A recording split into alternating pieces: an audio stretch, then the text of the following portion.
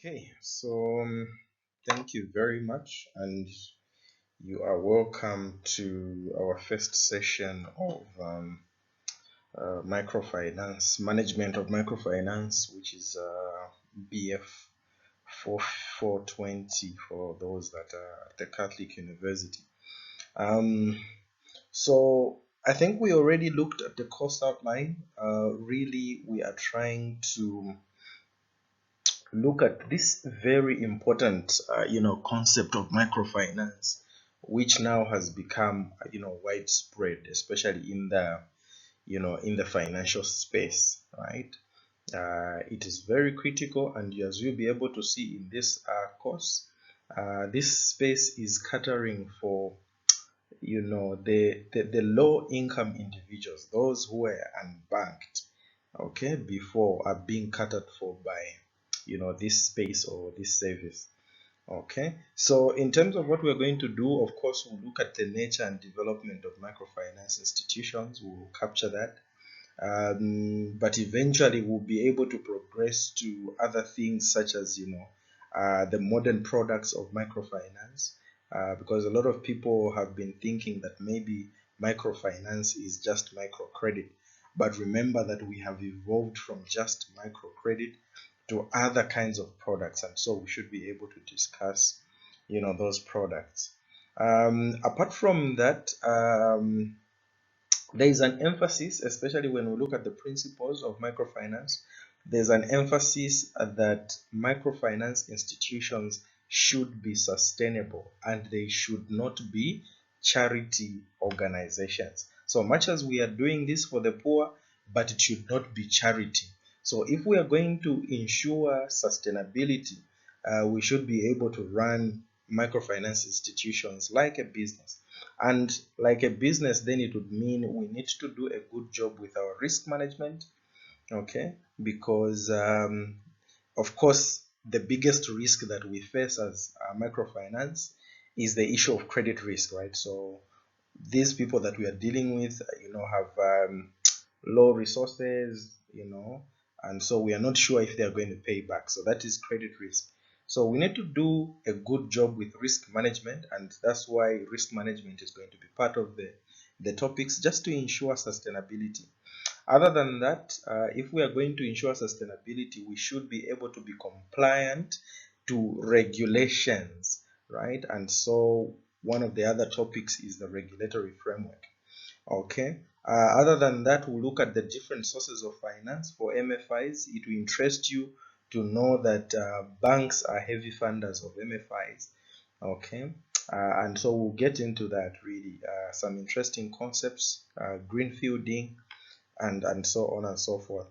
Um, Other than that, we'll have to be able to do some kind of performance appraisal. So we should be able to see how we are doing in terms of the financial aspect of the business, okay? And then we should also be able to evaluate ourselves in terms of the operational side of the business. So other topics will be done, but I think the major ones are the ones that I have mentioned. So today really we'll look at the nature and development of microfinance institutions. I am Mr. Mwanza, and okay, so we should be able to start with just some simple definitions really, i.e. what is microfinance. So like I stated before, microfinance turns out to be the provision, okay, it is the provision of financial services, okay, to low income individuals, okay, like I mentioned, low income individuals, unbanked individuals, okay, small businesses, SMEs, okay. We are providing financial services to these people because they fail to access the traditional banking services, okay. They fail to access the traditional bank services.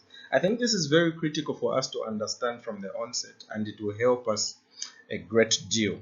So you find that the traditional banking system has got, some kind of like a lot of stringent requirements, really, that can be discouraging for people who don't have collateral, people who don't have money, just small businesses who don't have business plans. It can be a bit tricky to deal with the bank. Okay. And so because of that, we are saying, okay, why don't we come up with something that will cover, you know, um, people who have been excluded from the traditional, banking services.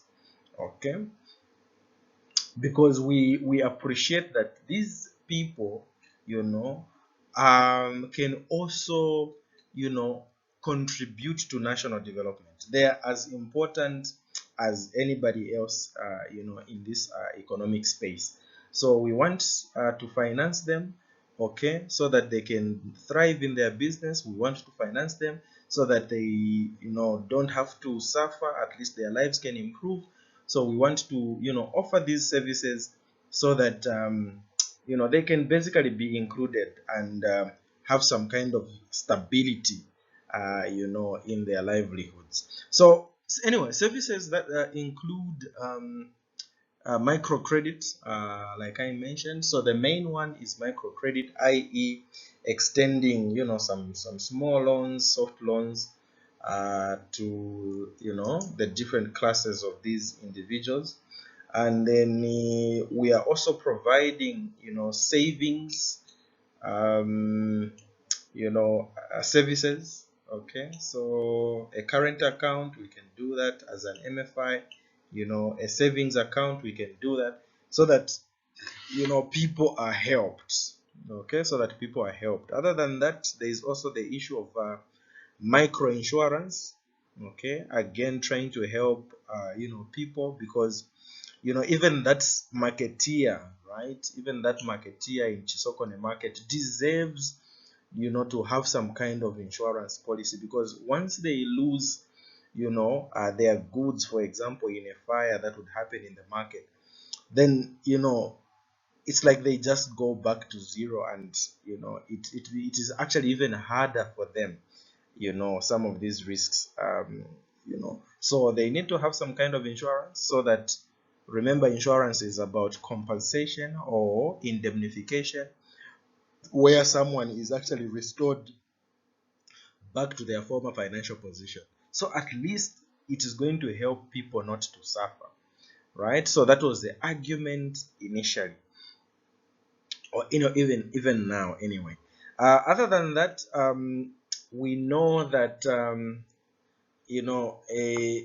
even the low income individuals, the rural people, also deserve some kind of like payment services. In other words, they are constantly buying their fertilizer, they are constantly buying maybe some agricultural products, okay, buying all sorts of things. And for them to be efficient in the things that they do, they need an efficient payment, system or payment service. And that is why MFIs are also offering, payment services, so that they cater for, these individuals. So really, the best is, you have to look at, this concept of microfinance as pro poor, right? We are doing this for the poor people. We are trying to empower people, especially, women, okay, by providing them, financial, resources, okay, so that once we provide them with these financial resources, then they can get into income, generating activities. So this is very critical, especially women, because, once men misbehave or whatever, the ones that suffer the most are the women, in most cases. So as much as possible, we are trying to help the women. Okay, that is fine. So just a bit of like a historical movement. Like I mentioned, we have evolved from looking at microfinance as just microcredit. we have actually evolved from just microcredit to the microfinance that we are now discussing. So initially it was more about just giving out loans, right? So you give out loans to, low income individuals, and then they pay back and so on. So it was more about micro product. But then the understanding and the financial needs of these people who were financially excluded are evolving, and they are diverse, right? Okay, like I mentioned, they also need insurance. Okay, they also need some kind of like leasing products. Okay, they need these things, and so we said, okay, I think we need to expand, okay, our services or our products, okay, so that we cover, for the needs of these people.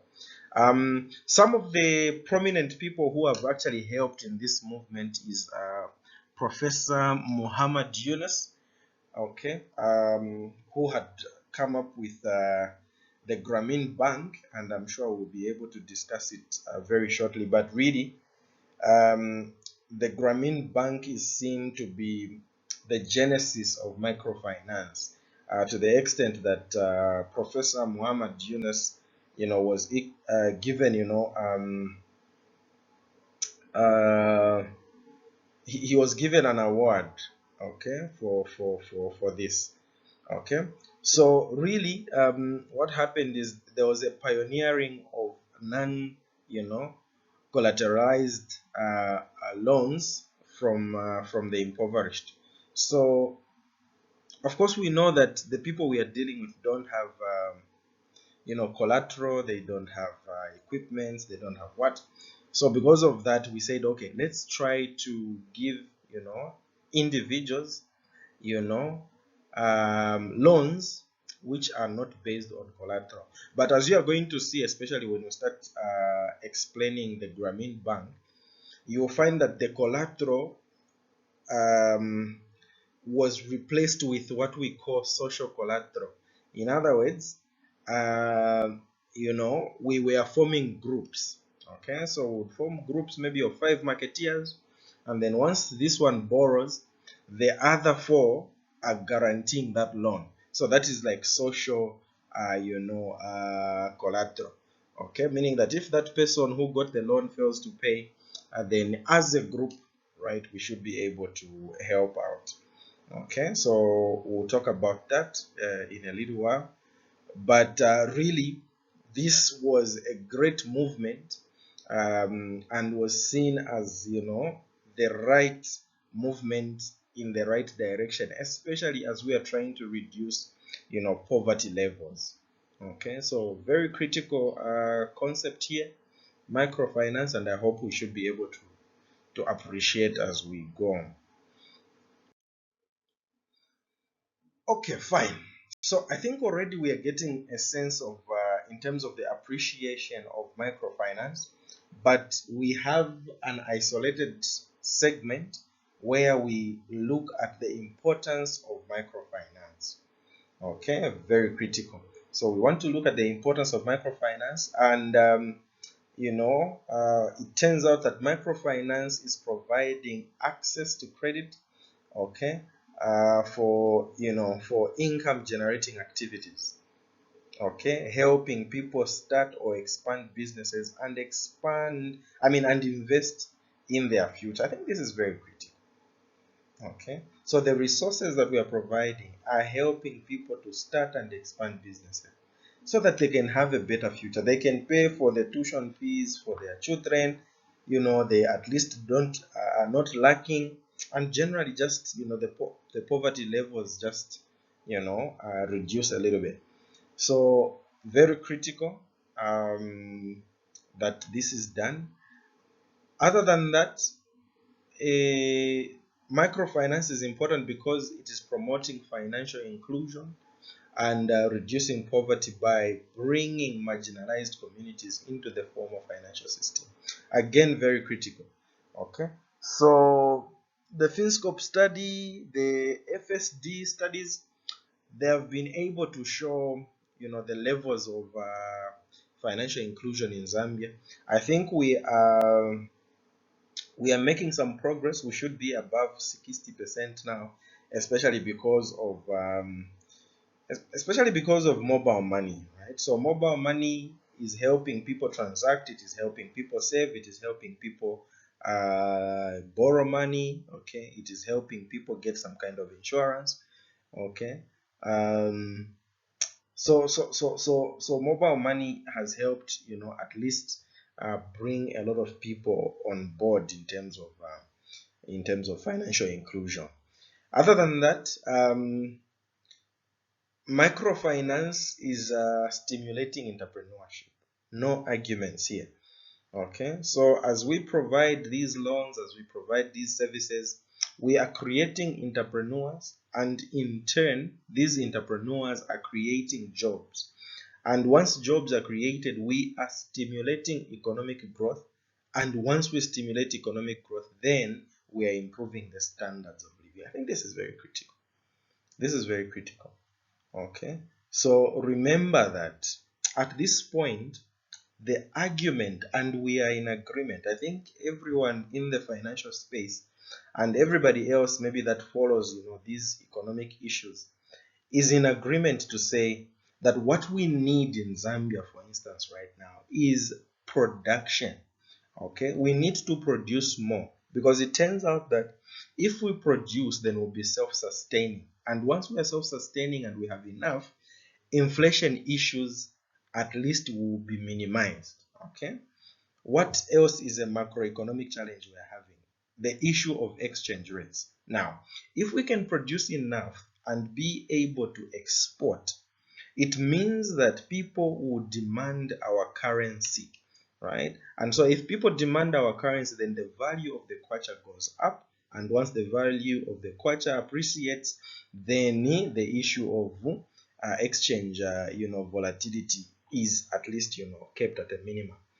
So really the key is production, and it turns out that what can drive this production is the private sector. So we are in agreement here. Private sector, SMEs, that is what we are supposed to be working on as a country. So that is why we are encouraging people to get into entrepreneurship and produce. Okay, and produce. We really need this as a country. Okay, fine. The other importance is, of course, empowering women and reducing the gender inequality. Okay, by providing them with access to finance, so that they can take up some kind of like opportunities. So very critical. Women for a long time were left behind, but we are glad now that at least we are including them in a lot of things. Okay, and basically that is a good sign and improvement, as it were. Okay, now, like I mentioned, one of the challenges that we have been having, again, remember the backdrop, or the background, okay, to microfinance, is the issue of financial exclusion, right? The issue of financial exclusion, that they were previously, and even now anyway, there are individuals who are not part of the financial system. Okay, in other words, these individuals have had an inability to access necessary financial services in an appropriate way, right? In an appropriate way. That is key. In an appropriate way. So there are people that were and are even now left behind. So you find that someone needs a loan, they can't get a loan anyway. Okay, someone needs insurance, they can't get insurance anywhere due to different reasons. That means that that individual is excluded. And the challenge of being excluded is that then you have to go to, for example, a loan shark, right? And if you go to a loan shark, there you are being charged exorbitant prices for the loans, and then it means now the poor continue becoming poorer, and then the richer becomes richer. So the gap is not minimized at all, right? Between the rich and the poor. So those are the challenges. Okay. And so we said, okay, fine. What are these? What are the forms of financial exclusion? Okay, and like we have said, different factors to this included the issue of low income. So because I've got people have got low income, then that disturbs them to be part of the financial system.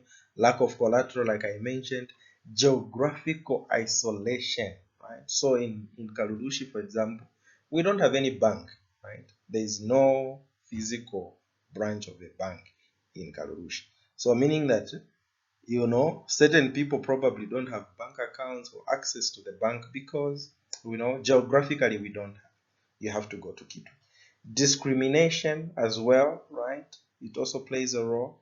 And then lack of financial literacy. So in terms of categorizing them, one of the exclusions, okay, include, self-exclusion, where people basically feel inadequate or they lack, that self-confidence. And this is critical. So people feel inadequate, okay, or lack the confidence, to access, okay, financial services. And often these are low income people, or maybe they lack, financial literacy. That's it. So you find that maybe someone maybe just has got a challenge, they don't know the different financial products, they don't know concepts around interest rates, okay. Others actually don't even know how to speak English, right?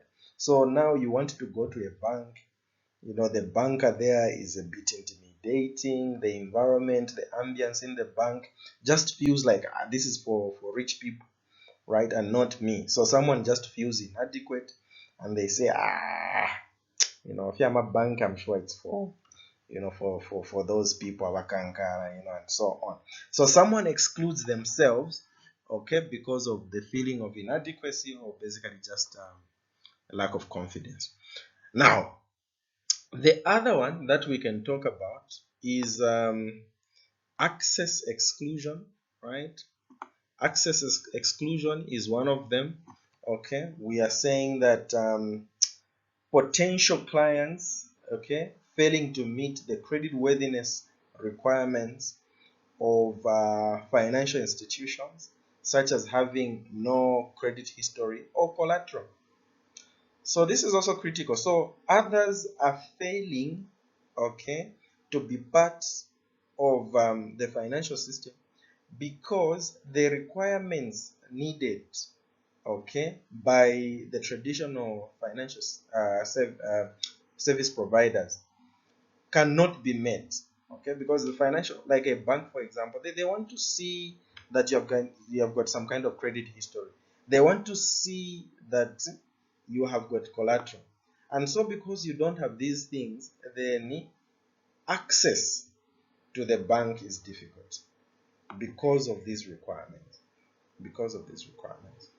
Okay, other than that, there is also the issue of condition exclusion, right? So basically, someone is unable to, to bear the cost and conditions of financial products. Maybe high, um, high rates, okay, or something of that nature, right? So there are just certain conditions that have to be met, and you find that someone doesn't meet that. Sometimes it can be paperwork. Okay, someone maybe is a foreign person, they don't have the NRC, they don't have because during onboarding we want to see that someone has got a physical location, someone doesn't have that. Okay, during onboarding we are also looking at maybe someone's do they have a T-pin, okay, for ZRA issues, someone doesn't have that. So then it becomes a bit of a challenge, okay, in that regard. Okay, and so that becomes, a condition kind of like exclusion. Other than that, I think in your own time as you read, you can go through marketing exclusion as well. So you find that the way that the way that a traditional financial provider is doing their marketing definitely is excluding certain people. right? So for them, maybe they're just focused on people between the age of 18 to maybe 45. So meaning that everybody else in away from that, that scope is excluded, right? Is excluded. So the marketing itself, is excluding people. So that is something that we can do.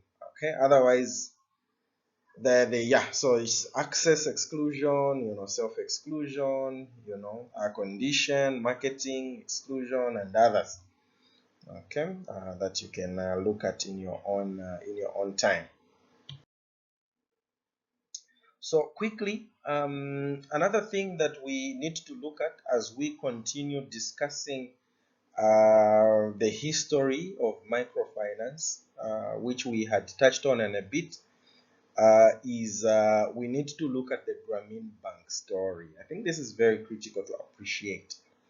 So in the picture there, we have the famous Muhammad Yunus, the professor, one of my favorite, people, because I appreciate him because he's one person who inspires, um, some kind of like doing research in order to solve a real social problem. I think this is critical. You find that certain research that people do is not to, to find a solution. I mean, people maybe just fake numbers, they fake data, they can't see, we are seeing different kinds of problems, but we can't do a research and make recommendations on what can be done. I feel we are in a world where we need to go by research driven or data driven, kind of decisions, and these things should be done correctly, validity appreciated of the data, everything done correctly. But the problem is that we are forging things, we're just doing it so that we get the money, and so it is really not helping our economy. So for me, I'm inspired by data driven, research which is really capturing, a social problem, and that is basically what I appreciate about Professor Yunus. So what he did, so Professor Yunus was a lecturer in one of the areas in Pakistan, sorry, in Bangladesh. Okay, and then he noticed that there was a lot of like poverty levels, and he said, look, why are people suffering? Like, why is it that there's a high level of loan sharks? People are getting into debt traps. And he said, no, why don't we come up with a kind of model where instead of people following the bank follows the people? So this was the concept, right? So instead of the people going to a bank in town, to Kitwe, the bank comes to the people. Okay, so what are we saying? So we are saying that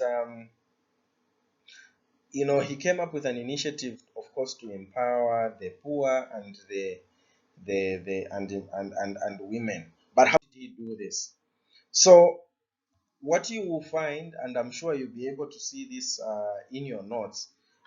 What you find is that the Grameen Bank model, especially the first model, was characterized by group lending, like I mentioned. So you find that we come up with groups of 5, okay, and then those 5 also, maybe we do a center where 4 groups of 5, come together, and so on and so forth. So it was group lending, and there was the issue of social collateral, and like I mentioned, social collateral is a situation where other people in the group basically guarantee that you will pay back, and if you don't, then they will pay. Okay, so so borrowers formed groups, and then there was just this joint responsibility of paying back the loan.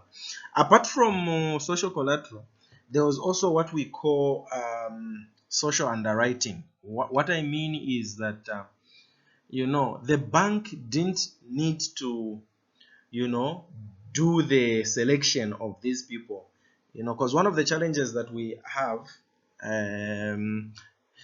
when we are dealing with maybe the issue of lending is that you need to kind of like do some kind of like know your customer analysis, like know your customers and their ability to pay back, right? So it can be a tedious process because we'll look at the CRB issues, okay? We'll look at your collateral and so on. So it can be a tedious process. Now, for MFIs, this was simplified in that the onboarding was not really done by the MFI, but the onboarding was done by group members. So they will say, okay, I think in our group we also put Mrs. Banda. At least Mrs. Banda, is not difficulty when it comes to paying back, to paying back a loan. And so you find that on their own, they were able to select people to be part of the group. So what was happening? Of course, we're targeting the poor rural women who often faced, greater barriers to accessing financial services. So it was simple, standardized products and regular repayments, making it easier for borrowers to manage their loans. So this was very critical, and actually this is even part of generally the principles of microfinance, because you want to make sure that the products are so simple, so standardized, because you're looking at the people you're dealing with. These are people who generally might be illiterate and so on. So you want to simplify things as much as possible. So the interest, how much are we paying, and so on. So very much simplified. And actually we even encourage MFIs to translate most of these things into local language so that people are able to follow. Anyway, so that was the first model, but there were some criticisms here. Some of the criticisms included falling repayment rates, which was masked by giving clients new loans, okay, to defaulters to pay bad loans. So this was bad, because it's a situation where someone is struggling to pay a loan. So then, to disguise that, you give them another loan, right? Maybe they top up, okay, and so on. So you find that the challenge now with that first point is that people got into a debt trap, right? So people are getting into a debt trap where they are constantly in debt.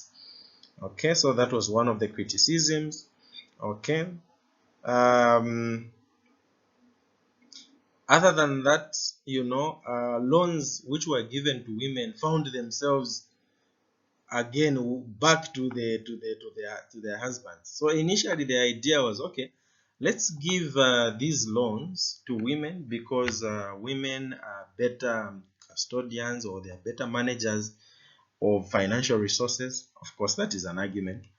Okay, but of course, right,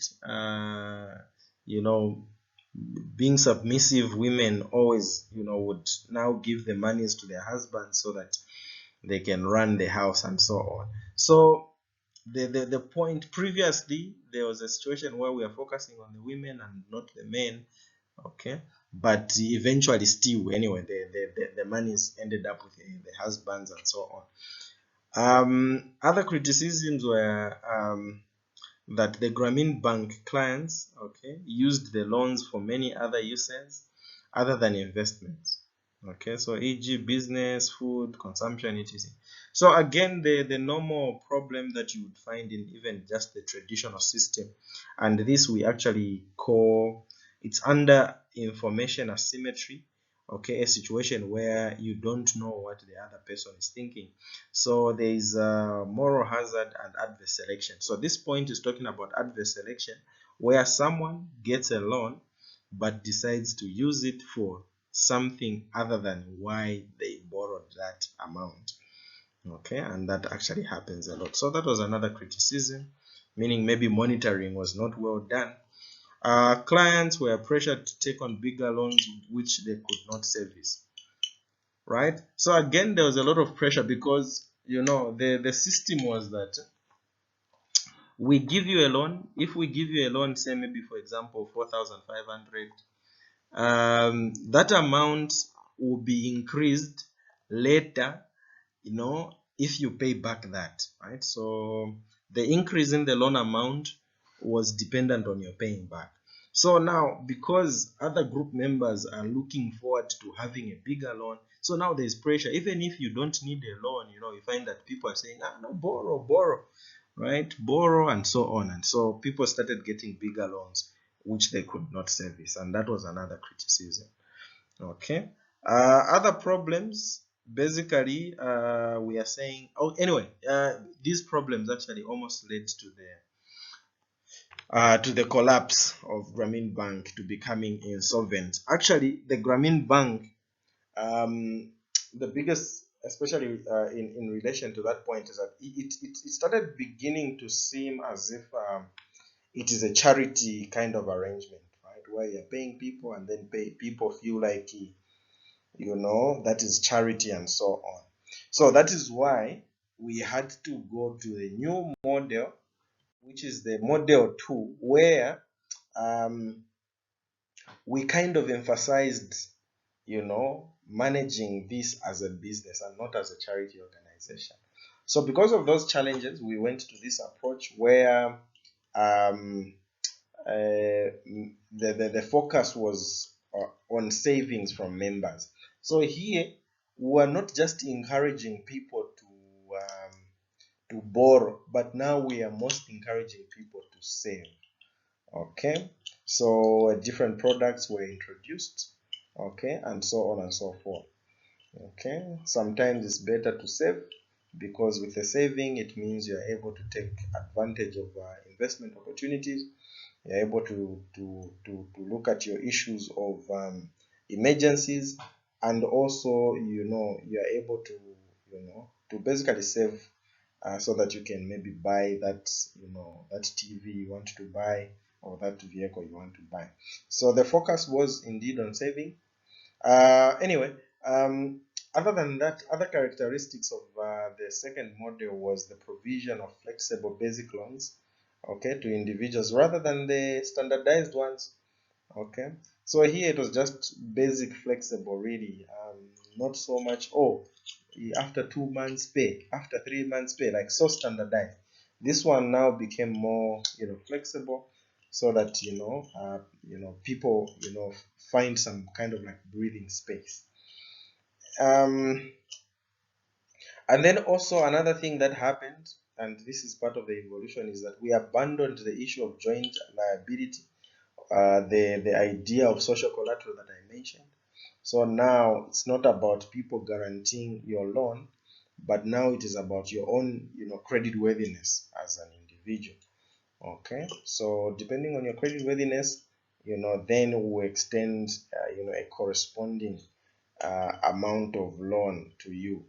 Okay, a poverty focused struggling members program, okay, that provided small subsidized loans to beggars to encourage them, and so on and so on. Anyway, so really we still wanted to continue with the other mission, okay, because as I mentioned, that initially this is like a pro-poor kind of concept, where we're trying to do this for the poor people, humanistic approach. So much as we went, okay, to the commercial side of things, where you manage it like a business, we said, okay, even if we are doing this, but let's not forget that we are doing this for the poor, and we want people who are struggling to be helped. So there's still a social side to microfinance, but really overall we are trying to encourage people to borrow and pay back, and not it becoming a charity. Okay. Okay, so finally we can look at the principles of microfinance, and this is where we are going to end. So for the principles of microfinance, the first one that we usually look at is that microfinance is supposed to be client centric. Okay, so the approach is that of client centric. In other words, we are coming up with products and services that are meeting the needs of the clients, that we are dealing with. Okay, so that is very critical. So we are customizing the products to the needs of the clients, that we are dealing with. Okay, very critical here. Other than that, another principle of microfinance is the issue of financial sustainability, like I mentioned earlier. And this is critical because, if we start running, if we were running MFIs, like a charity kind of organization, what would happen is that we are risking liquidity issues, thereby, becoming insolvent. Now, if we become insolvent and we close down, it means that we will not be able to reach, other poor people. So, what is better? We need to run it like a business so that it is sustainable, because if it is sustainable, then we are going to continue expanding, thereby reaching other people and providing these services, because other people also deserve these services. That is why we need to run it as a business. If people get a loan, we need to get back that loan, because that loan amount is also going to have to, be extended to others. That loan amount should be able to address administrative issues. People need to be paid for that service, the salaries. So basically, financial sustainability is one of the key principles, of microfinance. Okay, but like I mentioned again, we are not running away from the social aspect. Okay, so still we need to look at the issue of social performance. Okay, we are trying to make sure as much as possible that, okay, we are having a social impact. Okay, and that communities are developing and that poverty is being alleviated. Right, at the end of the day, we have to look at that as well. Okay, fine. Like I mentioned, again, things that we are paying attention to are things to do with implementing robust risk management systems to mitigate credit risk, operational risk, and other potential challenges. Risk management, very important. Okay, we are also encouraging transparency and accountability as another principle, because we know that if operations are transparent, then it means that we are protecting, the clients, the investors, and other stakeholders. So that is critical as well.